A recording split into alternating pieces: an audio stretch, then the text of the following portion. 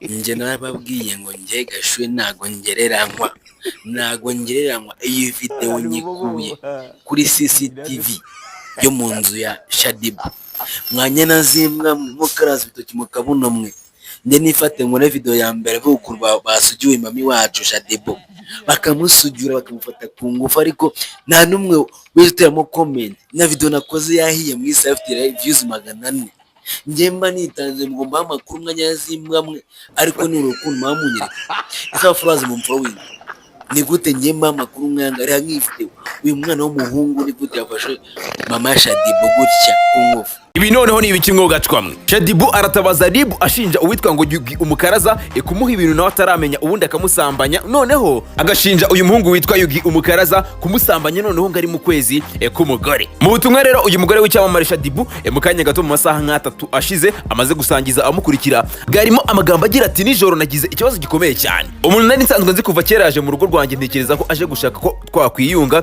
ariko naje guhura n'ihohoterwa. Ndahamagarira inzego zibishinzwe mu Rwanda gukurikirana ikibazo cyanjye ndetse no gutuma ukuri kujya hagaragara. Nta muntu ukwiye kubaho afite ubwoba kandi buri muntu wese akwiye guhabwa umwanya ndetse no kumvwa mu cyubahiro ndetse no mu bwubahane. Ubutabera ni ingenzi, ukuri ni ingenzi, agaciro k'umuntu ni ingenzi. Ndabinginga rero mumfashe muri iki gihe sinshobora gusohoka hanze kubera ikibazo nahuye nacyo. Mu by'ukuri byambereye ibintu bikomeye cyane kandi nkeneye ubufasha bwanyu. Nyuma yo gutangaza ibi ngibi rero Shadiba abantu benshi bahise batangira kwibaza ibya byamubayeho, bityo rero itangazamakuru naryo ryahise rimwegera kugira ngo rimubaze icyaba cyamubayeho. Shadiba rero mukuri subiza yasubije agira ati Yugi yaje mu rugo turasangira ariko sinzi ibyo yampaye kuko nisanze mbyutse nambaye ubusa andyamye iruhande numva yansambanyije ibaze noneho ko nari no mu kwezi k'umugore. Ibyo bintu rero byambabaje ndanabimubwira agira ubwoba ahita asohoka iwanjye ariko nabimubwiye mubwira ko ntaho yahungira kuko n'ubundi turi mu Rwanda rugira ubutabera. Muri iki kiganiro Shadiba yakomeje avuga ko yababajwe byatari no kwisanga yaryamanye n'uyu musore Yugi Umukaraza koko ngo atari ibintu bari bumvikanyeho ahubwo ngo uyu musore yamufatiranye mu ntege nke ndetse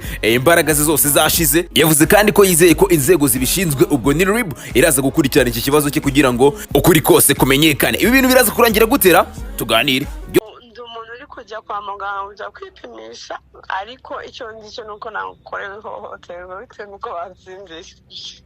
Bagusindishije? Yari umushyitsi wanjye kuva kera ariko bitewe n'ukuntu muri iki gihe naranze abantu byose kugira ngo mwirinde bitewe n'igikomere nari mfite nta bintu byinshi nashakaga ariko bitewe n'ukuntu process zagendaga bakagarika muri chance ngende mabarira abantu niko yisanze iwanjye aracyana blood kote turanywa nyine ibiki byose ariko nyuma nisanga nambaye ubusa bro dina mu mihango so n'ikibazo gikomeye so niyo mpamvu nahise mbihamya tu nta n'ikindi rero ndi muri process kugira ngo babikurikirane biri official that's what I'm feeling ni inshuti yanjye nta kuntu narusha umuntu wanjye hariya outside just like that uko mbizi neza ko ari byo. None se kwa muganga ubu urateganya gutangira process aka kanya cyangwa kandi aribwo ndi kujyayo? Nibwo uri kujyayo. Okay.